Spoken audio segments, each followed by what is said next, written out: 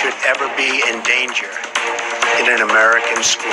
No parent should ever have to fear for their sons and daughters. Jamie was such a special kid. All of the kids here are. I don't know what I do next. We are now getting our first look at the faces of the victims of the horrific high school shooting. Where Nicholas Cruz admits that he was the gunman. Are you Nicholas Jacob Cruz? Yes, ma'am. You are charged with 17 counts of premeditated murder.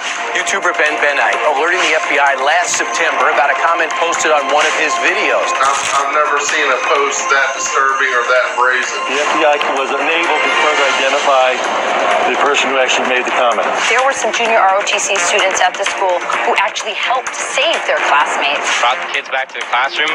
Me and him put up the Kevlar walls. We took some of the tables that we use as desks and stood them up for cover.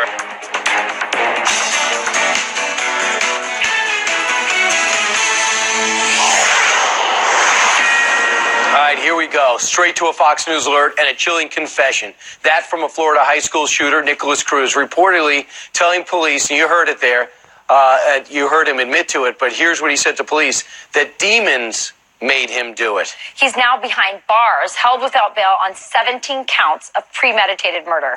On this Friday morning, Rob Schmidt is live from Parkland, Florida, with disturbing new details about his troubled past. And Rob, it seems like everybody knew this kid was trouble. Certainly, there were a lot of warning signs. Good morning, guys, to you. There was an obsession with guns, with violence, with killing animals. There was that posting on YouTube that the FBI was warned about. This is a student, a 19-year-old now, who was expelled from this school behind me a year ago, and 3 days later legally purchased this AR-15 semi-automatic rifle that was used to carry out this horrendous attack. A timeline of what happened was given to us yesterday. This happened on Wednesday, of course, at 2:06 in the afternoon. The 19-year-old Ubers to the school. He readies himself in an east stairwell at 221, walks out and opens fire on classrooms on the first and second floor for only about 3 or 4 minutes.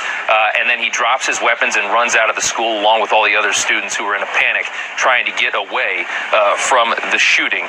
By 2:28, by 2:50, he gets to a Walmart that is nearby, near the school. And then he goes to McDonald's at 3:01, and by 3:41, he is found by a police officer in a neighborhood and taken into custody without any incident there. His first court appearance happened yesterday afternoon. He comes in and it shows just a cowering and a frightened 19-year-old being kind of held and embraced by his public defender, and he's charged with 17 counts of premeditated murder, and his public defender, after the hearing, actually showed some compassion for her client. He's a broken human being. He's a broken child. The sadness that this community is feeling, I mean, my children they go to school in this community. I feel horrible for these families, and Mr. Cruz feels that pain. Certainly a broken young man, a very disturbed young man, and she has a lot more compassion than I'm sure a lot of people do in this neighborhood, because this was just such a horrendous crime, and still a lot of questions that need to be answered, and there were a lot of warning signs, as you guys are going to talk about quite a bit here over the next couple hours. We'll send it back to you in the studio. That's right. All right. Rob, thank you very much. The President of the United States, you probably saw his live from the White House yesterday speech to the nation about what happened and the trouble. He tweeted yesterday an emphasis on mental health. And as Rob just was talking about, Rachel and Brian, his own public defender said he was deeply disturbed. He said he suffered from mental illness. There were signs of autism, according to people in his family. We know that apparently he was treated in a mental health facility until about a year ago. And now he is on suicide watch. Right. And there were also articles online saying that many of his features are very similar to those who have fetal development syndrome. So there's some speculation about that as well. Yeah, a couple of things. It looks like the president does want to take action on it. Obviously, he's moved by it. He could be visiting as early as today. He's going to go to West Palm Beach anyway. It would make sense. But he also says that they're starting to make preliminary moves to bring some survivors from Sandy Hook, people directly affected, and Columbine to the White House to see where they go from here. And as Marco Rubio said yesterday, he says there is no gun law that could have prevented this crime. And even though, they look at this and they said, of all places, the Washington Post looked at Marco Rubio's statement, and he says, you're right. Sure, and you look now and you look at everything, and it's like it seems like everybody knew, and people were connecting the dots. Listen, the FBI knew about somebody with exactly the same name who posted something disturbing on a YouTube channel.